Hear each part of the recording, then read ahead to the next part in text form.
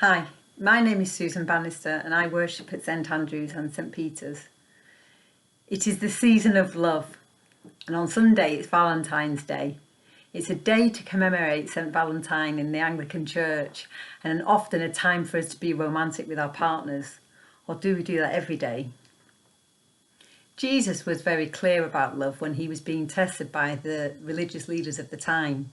In Matthew chapter 22 verses 34 to 40 it says, "Hearing that Jesus had silenced the Sadducees, the Pharisees got together. One of them, an expert in the law, tested him with this question: 'Teacher, which is the greatest commandment in the law?' Jesus replied, 'Love the Lord your God with all your heart and all your soul and all your mind. This is the first and greatest commandment.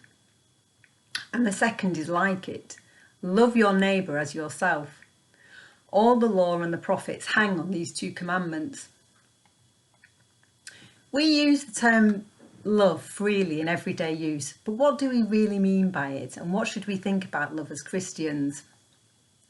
Author and theologian C.S. Lewis explores the nature of love through a Christian perspective and identifies 4 types of love in his book, The 4 Loves.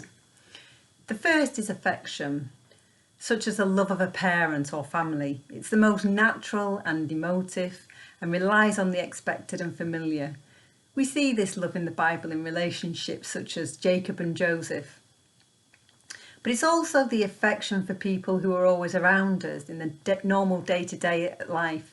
And it's the type of love that C.S. Lewis says is probably the majority of love we experience, even if we don't label it. The second is friendship.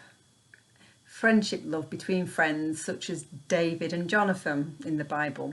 It's a deep appreciative love. We develop some kind of kinship over something in common and a longing for camaraderie that makes friendship all the more wanted.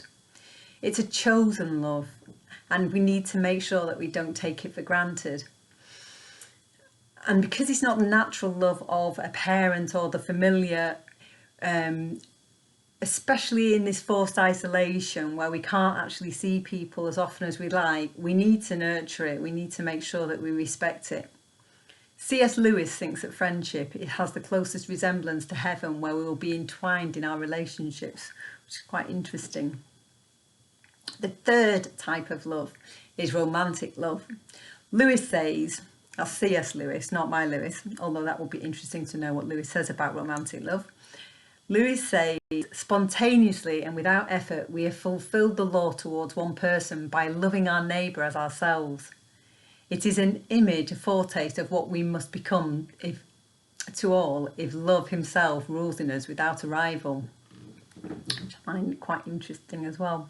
There are a number of pictures of this kind of romantic love in the Bible, not least in the Song of Songs. At many weddings, interestingly, 1 Corinthians chapter 13 verses 4 and 5 is a popular verse.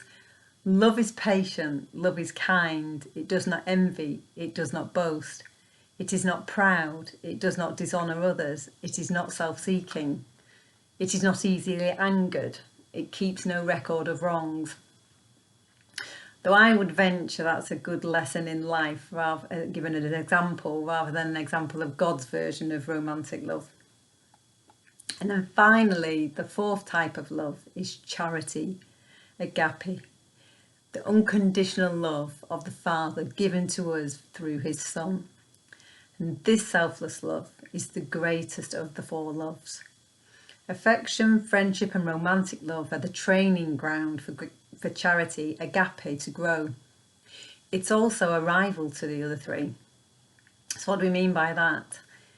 Well, because the other 3 loves, affection, friendship, romance, make us vulnerable, and our hearts can and will be broken.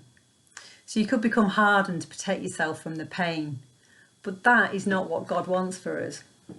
God wants us to love everyone, especially the broken, including ourselves. He wants us to love him recklessly as he does us.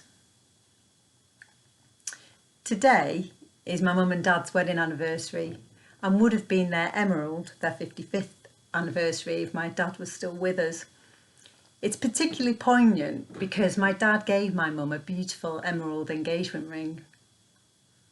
Emeralds are supposed to represent eternity and commitment. And doesn't that sound like our relationship with Christ?